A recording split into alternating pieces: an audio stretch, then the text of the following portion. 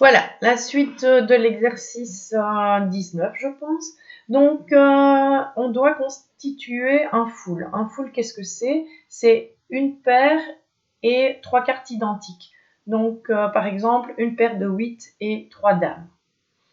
Une petite précision, une paire de dames et 3 8 ou une paire de 8 et 3 dames, c'est pas la même chose. Comme la dame est plus forte que le 8, avoir 3 dames dans son jeu, ben c'est mieux que d'avoir 2 dames dans son jeu. Donc, la constitution paire triplée aura de l'importance. Donc, si je choisis d'abord la paire et puis la dame, et puis le triplé, ben disons que mettre des grosses cartes dans le triplé aura plus de poids que mettre des grosses cartes dans la paire.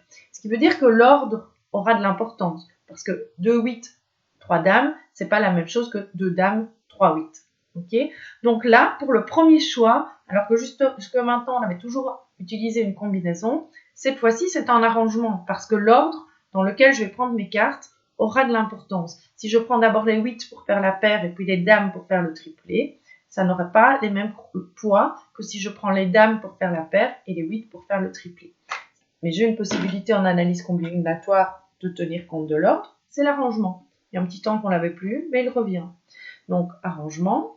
Pour constituer d'abord une paire et puis 3 cartes identiques, je dois choisir 2 couleurs, 2 types de cartes. Donc, parmi les 8, j'en prends 2.